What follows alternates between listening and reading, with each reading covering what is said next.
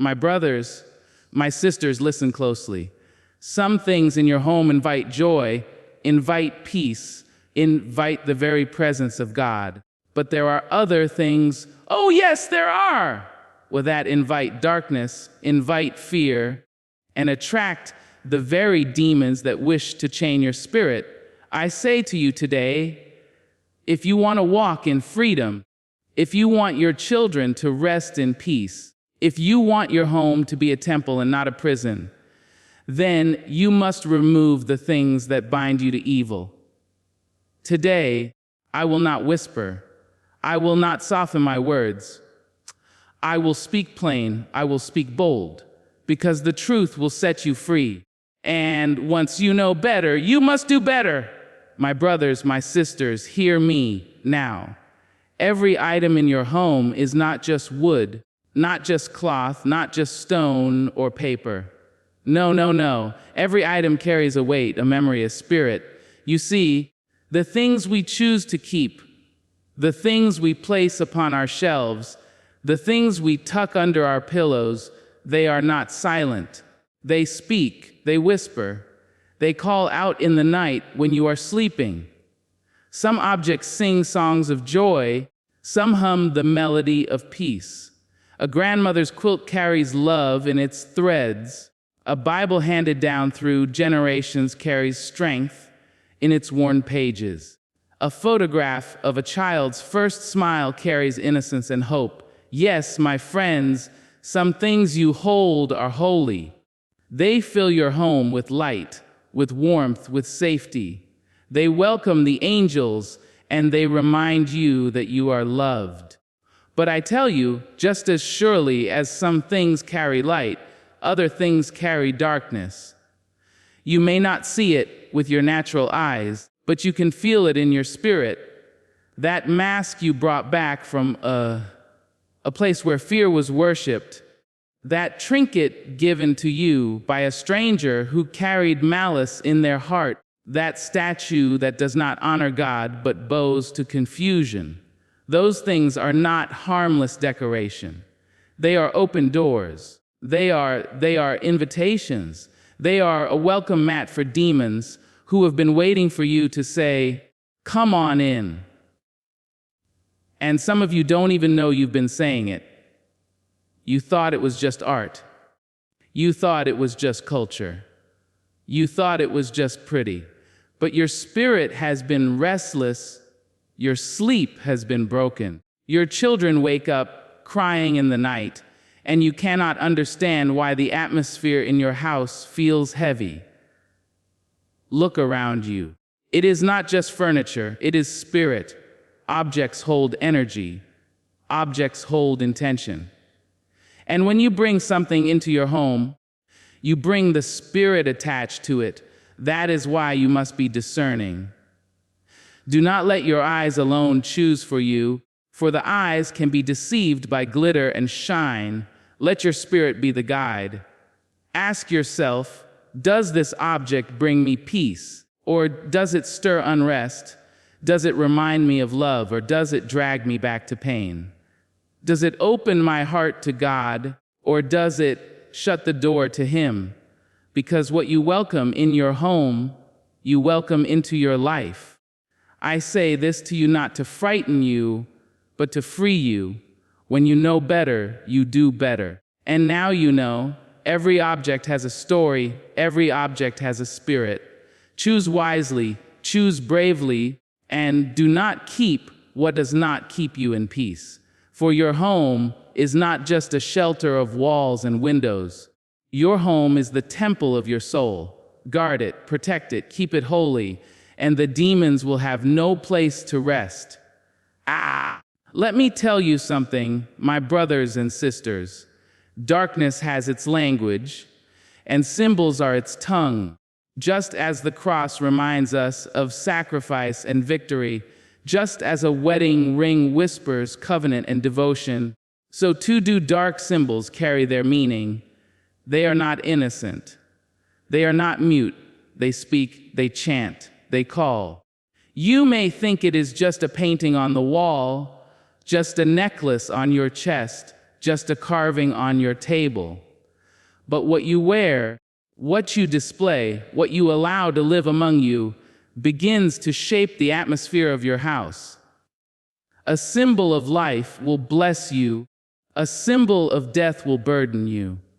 When you keep things that glorify fear, when you hold on to objects marked by blood, when you celebrate images soaked in chaos, do not wonder why your dreams are restless. Do not ask why the peace you long for will not stay. These things are not ornaments, they are open doors. They are little altars that give power to what is unholy. The enemy is clever. He does not always march in with fire and thunder. Sometimes he sneaks in quietly, through the art on your wall, through the jewelry around your neck, through the trinket you thought was harmless. And before long, your house becomes heavy with a spirit you never meant to invite. Look around your home. That mask that stares with hollow eyes, that poster drenched in violence, that idol that bows to something other than God. What is it speaking over your family? Do you hear it when the night is still, when the lights go out, when you sit alone in your thoughts? Can you feel the weight pressing on you? That is not your imagination. That is the spirit attached to the symbol. And until you break its hold, it will not let you rest. My friends, symbols have always had power. Nations rise and fall under banners. Armies rally to flags. Faith is carried by crosses and crescents and stars. If the symbols of light can lead millions toward freedom, then the symbols of darkness can lead thousands into bondage. That is why you cannot treat them lightly. They are more than decoration, they are declarations. When you hang them in your home, you are declaring something to the world of spirit. This is who I am. This is who I serve. This is what I allow, and the spirit world listens. So I say to you, tear down the dark symbols. Break them. Burn them if you must. Do not leave them in a drawer to wait for another season. Do not give them to someone else to carry the curse you should have destroyed. Rid yourself of them completely, because if you glorify darkness, you cannot expect light to dwell with you. And the moment you release those objects, the very air will shift. The heaviness will lift. Your children will sleep in peace. Your spirit will breathe freely. For light and darkness cannot share the same house, and when you choose the light, the darkness must flee. My beloved, lean in and hear me well. Music is not just sound, not just melody, not just rhythm bouncing off the walls. Music is spirit wrapped in sound. It carries intention, it carries message, it carries power. From the beginning of time, music has been the language of the soul. It stirs joy, it calls forth tears, it ignites courage, it can even heal the broken places within us. But just as music can heal, music can also harm. Just as songs can call down angels, songs can also call forth demons. When you fill your home with music soaked in hate, you cannot be surprised when anger lingers in the air. When you fill your house with music soaked in lust, do not wonder why your thoughts drift where they should not go. When you let songs of death, songs of despair, songs of rebellion echo through your walls, do not ask why the spirit of your home feels restless, why your children feel heavy, why you wake up with a burden pressing on your chest. You may think it is entertainment. You may think it is just a beat, just a rhythm, just a passing pleasure, but every lyric is a seed. Every word planted in your ears will take root in your spirit, and sooner or later, it will bear fruit in your life. Some of you can testify that one song from your youth can still take you back to a place you thought you left behind. A melody can open a memory. A lyric can reopen a wound. Music is a carrier of memory, of atmosphere, of spirit. So ask yourself, what atmosphere are you allowing into your home? Is it peace or is it chaos? Is it joy or is it despair? Is it faith or is it fear? Do not misunderstand me. Music itself is not the enemy. Music is a gift, a holy instrument placed in the hands of humankind by God Himself.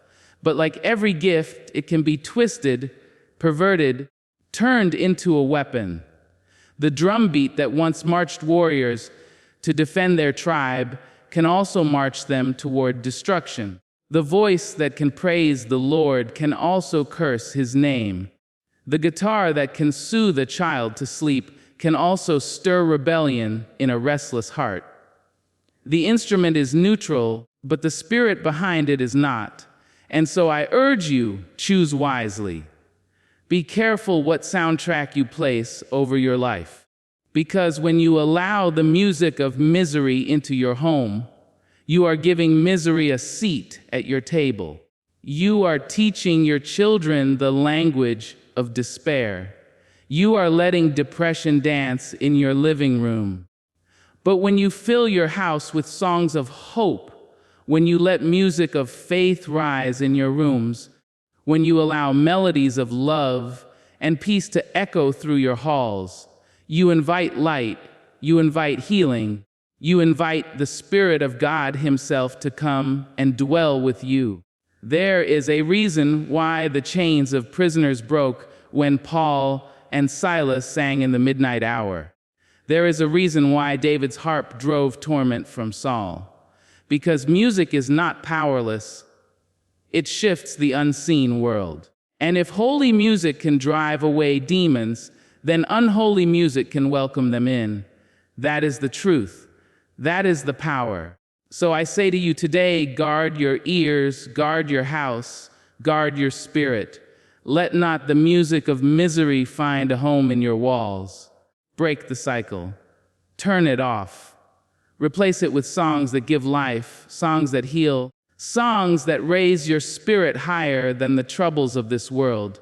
For when the sound changes, the spirit changes. And when the spirit changes, your whole life begins to rise. There are some things, my brothers and sisters, that we hold on to not because they bless us, not because they lift us higher, but because we are afraid to let them go. We keep them in boxes, in drawers, in the corners of our closets, but they are not treasures, they are chains. They are reminders of wounds that never healed, of people who hurt us, of seasons we should have walked away from long ago. And yet we clutch them as though they are precious, when in truth, they poison the air we breathe. Think about that gift from a lover who broke your heart, who left you shattered, who spoke words that cut deeper than any blade. The relationship ended, but the bracelet, the letter, the photograph still sits in your home. Every time your eyes touch it, your spirit bends backward into that pain. Every time you pass it by, you relive the betrayal. Do you know what that means? It means the pain is not in the past, it has set up residence in your present. That relic is not just a memory, it is a doorway, and through it walks sorrow, through it walks anger, through it walks the ghost of someone who should no longer have a place in your life. And it is not only lovers. Some of you hold on to clothes you wore in a time of shame. Some of you keep objects from a season when you walked in darkness, when you bowed to things you knew were not holy. And though you have moved on, though you have prayed, though you have cried out for freedom, those items still tie you to who you used to be. As long as they remain, they whisper, you are still bound, you are still broken, you have not changed. And that whisper grows louder every time you look their way. But hear me, you are not that person anymore. You are not who you were in the valley. You are not who you were in the storm. You have been rising. You have been growing. You have been healed in ways you do not even recognize yet. But you cannot fully step into the new when your hands are still clutching the old. You cannot soar into freedom while dragging chains behind you. Some memories must be laid to rest. Some objects must be removed from your home, not because they are evil in themselves, but because they keep you tied to evil that was done to you. They are like open wounds that never close, because you keep ripping them open again and again. Release them, my dear ones. Release them without fear, for you will not lose anything that was meant to bless you. You will only lose the weights that were meant to break you. Do not let guilt trick you into keeping them. Do not let nostalgia lie to you and call poison a treasure. Do not let fear whisper that letting go means forgetting. No, letting go does not erase your story. It redeems it. It allows you to carry the lesson without carrying the chain. I say to you, clean your house of those unclean memories. Throw them out, burn them if you must, but do not let them dwell with you another day. When you do, you will feel it. The air will shift, the heaviness will lift, your heart will breathe in peace it has not felt in years. For every object you release will open more room for healing, more room for joy, more room for God's presence to fill your home. And when your home is free of those relics of pain, you too will finally be free. Words, my brothers and my sisters, are not empty things. They are not just scratches on paper, not just ink pressed into a page, not just sounds that vanish into the air. Words are alive. Words carry weight. Words can build or they can break. They can bless or they can curse. They can heal or they can wound. And when those words are bound together in books, when they are sung together in songs, when they are told over and over in stories, they carry the spirit of the one who wrote them. They carry the intention of the one who birthed them. And if you place those words on your shelf, if you tuck them under your pillow, if you carry them in your home, you are carrying that spirit with you. Some of you wonder why your nights are restless, why your thoughts are dark, why despair hovers like a cloud over your house. Look not just at what you are watching, look not just at what you are hearing, look at the books that sit silently on your shelves. They do not sleep, they do not rest. They whisper, they breathe, they sow seeds into the atmosphere of your home. A book soaked in violence plants violence. A book drenched in lust feeds lust. A book laced with despair breeds despair into your spirit. You may read only a few pages. You may never open it at all, but its presence speaks. Its presence declares something into your house. Understand me. I am not speaking against knowledge nor against imagination. Stories have lifted nations. Poems have carried healing. Wisdom written down has guided generations. But you must discern, you must ask yourself, does this book bring me closer to light, or does it pull me deeper into shadow? Does this story lift my spirit toward hope, or does it drag my mind through filth I thought I had escaped? Does it stir me to love, or does it tempt me to hate? Because the pages you keep will one day keep you. The words you allow into your home will one day live inside of you. You see, the tongue has the power of life and death, and the written word is simply the tongue that never stops speaking. A book never grows tired. A book never goes silent. It will preach from your shelf. It will chant from your nightstand. It will echo in your dreams. And so, when you fill your home with words that glorify violence, words that celebrate betrayal, words that bow down to darkness. You give that message authority in your atmosphere.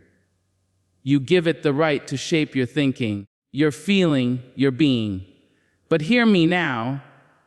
When you fill your house with words of truth, when you fill it with scripture, when you fill it with poetry that lifts the soul, with wisdom that sharpens the mind, with stories that remind you of the dignity of life, then those words, too, will speak. They will sing over you. They will protect your rest. They will remind your children who they are. They will point your spirit to God. They will open the windows of heaven right there in your living room. Do not underestimate what you allow in print. Do not dismiss it as entertainment, as harmless distraction. There is no such thing as harmless when it comes to the Spirit. Every word is a seed, and every seed grows. The question is, what harvest do you want in your home? If you want peace, plant words of peace.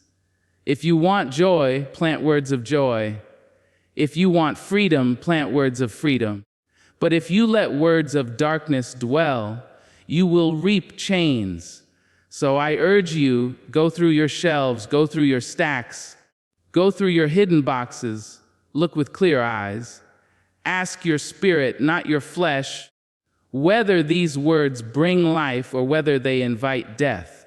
And if they do not bring life, do not let them linger one more day. Release them, remove them, replace them with words that honor, words that heal, words that guide, words that build. For as surely as books shape nations, they shape homes. And as surely as they shape homes, they shape souls. Choose carefully, beloved, because your house will always echo with the words you let dwell within it. There are things we hide, my brothers and sisters, that we do not want the world to see. We tuck them into the back of drawers. We slip them under the bed. We bury them in closets behind boxes we never open. We think because no one can see them, they have no power. We think because we have covered them with dust, they cannot speak. But let me tell you, anything hidden still breathes. Anything hidden still has a voice. Anything hidden that carries shame, that carries guilt, that carries sin, will not sleep quietly. It will whisper to you in the night. It will weigh on your shoulders in the day. It will press against your spirit every time you try to rise higher. We tell ourselves, it's just an old thing. It doesn't matter anymore. But if it didn't matter, why do you still hide it? Why do you still tremble when you touch it? Why do you still feel that knot in your chest when your eyes fall upon it? That is not just memory, that is bondage. That is not just clutter, that is a chain. Every time you walk past that closet, every time you open that drawer, every time you shift that box from one corner to another, you are carrying the weight of what you never released. And let me tell you, secrecy is a breeding ground for shackles. What we hide, we empower. What we refuse to expose, we give permission to stay. That is why hidden things, the ones we are ashamed of, the ones we know do not belong, bind us tighter than anything we face out in the open. Darkness grows in the shadows. Demons thrive in the secret places. And as long as you leave those objects hidden, you are leaving a nest for the very spirits you claim to want gone. Some of you are holding on to things from a season when you walked in sin. Trinkets from relationships you should have ended. Objects from practices you know were not holy. Reminders of habits you have prayed to be free from. And though you no longer live that life, you have never removed the evidence. You hide it instead. But hiding is not freedom. Hiding is not deliverance. Hiding is just keeping the door cracked, keeping the invitation alive. Hear me. The enemy loves the shadows, but he trembles in the light. When you bring hidden things into the light, when you expose them, when you declare, "This no longer has power over me," you strip away the authority it once held. That is why confession heals. That is why exposure frees. Because once it is in the light, it cannot control you any longer. So I ask you today, what are you hiding? What is tucked away in your home that you hope no one will ever find? What relic of pain, what reminder of shame, what object soaked in sin still sits in the dark corners of your house? Do not let it remain. Do not let it breathe another day under your roof. Take it out. Destroy it. Release it. And as you do, you will feel the shift. The air will grow lighter. The room will feel cleaner. Your very chest will feel like it has been unbound. Freedom cannot live where shame is stored. Peace cannot dwell where secrets are kept. If you want your spirit to be free, your home must be free too. If you want your life to be light, you cannot let shadows rule your closets. The hidden things are not hidden from God. They are not hidden from your spirit. They are only hidden from your eyes. And as long as they remain, you remain tied. Bring them out, my beloved. Let the fire consume them if it must. Let the trash carry them away.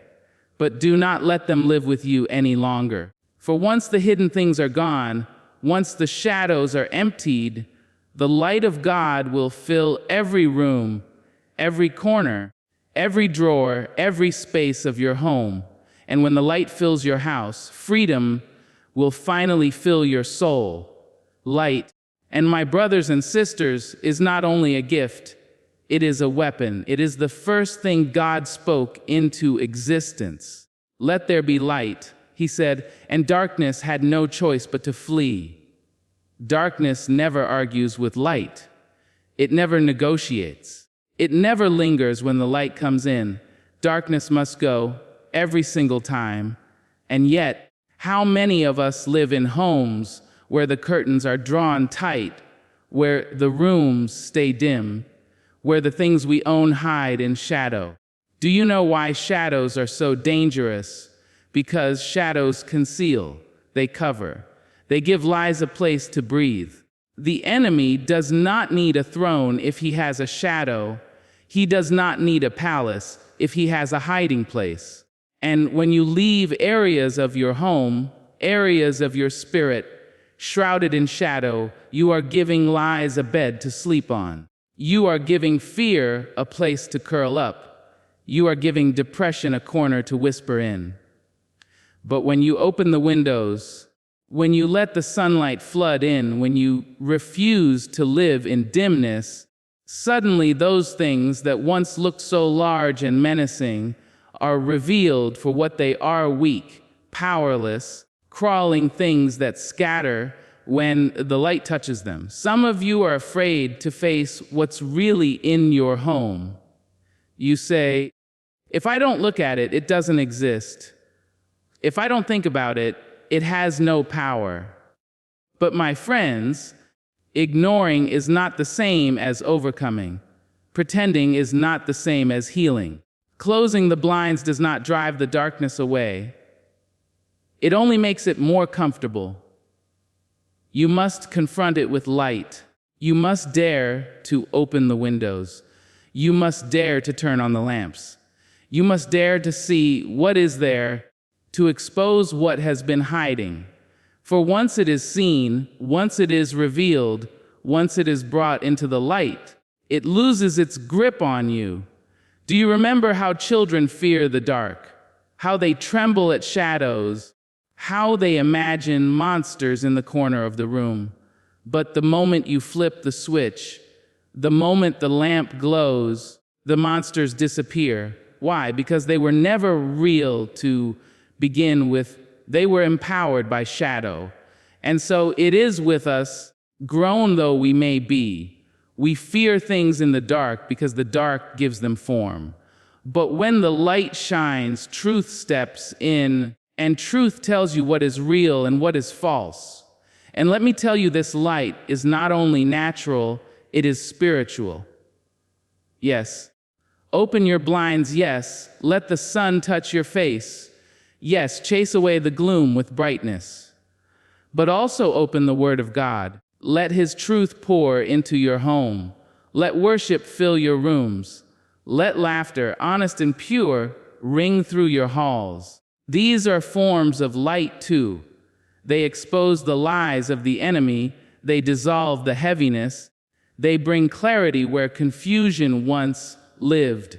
Some of you have been living under a cloud for so long you think it is normal. You think heaviness is just life. You think gloom is just the way of things. But no, no, no.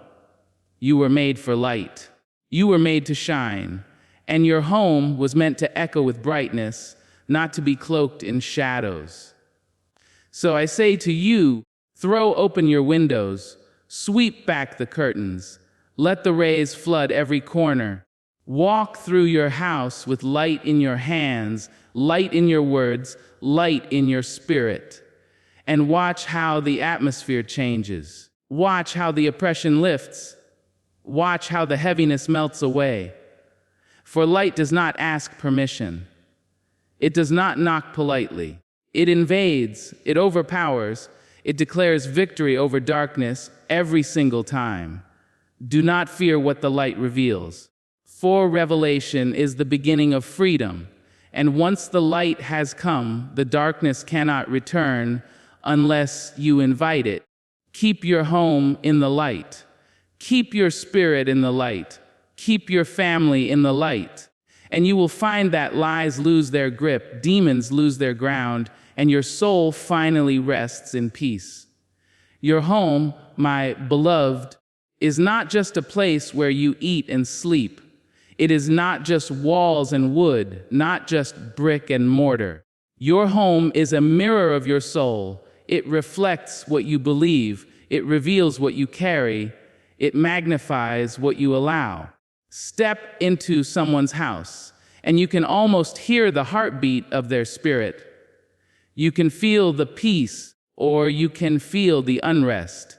You can sense whether love lives there, or whether anger stalks the halls. Because a house is never silent.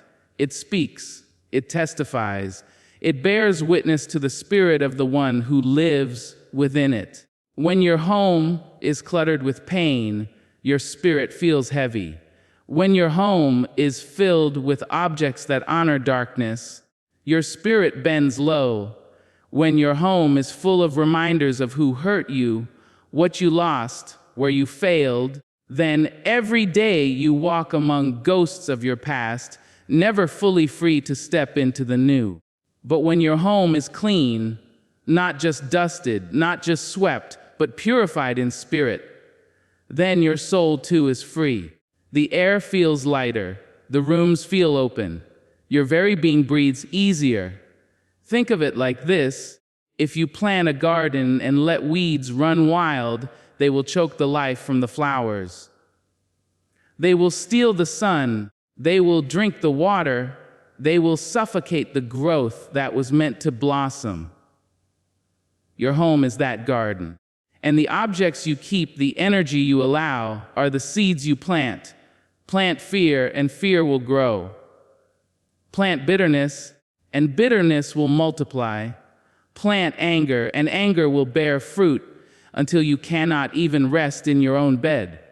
But plant peace, and peace will bloom. Plant love, and love will spread like fragrance. Plant holiness, and holiness will cover the house like a shield. I tell you, when you walk into a home that has been cleansed, you can feel it. The walls hum with joy. The air carries serenity. The children sleep soundly. The elders rest peacefully. Visitors feel embraced the moment they step through the door. That is because the home has become a sanctuary, not just a shelter. A place where the Spirit of God is welcome to dwell. And when He dwells there, nothing unholy can remain. But hear me, This is not just about physical things, though physical things matter. It is also about the unseen. If your house is clean, but your conversations are filled with gossip, then your home will echo with poison. If your rooms are spotless, but your family speaks in anger, then the walls will still carry tension. If your table is full of food, but never full of gratitude, then your home will still feel empty. What you speak, what you practice, what you honor within those walls will determine the spirit that lives there. So I urge you, guard your home as fiercely as you guard your own heart. Do not allow what defiles the spirit to live in your living room.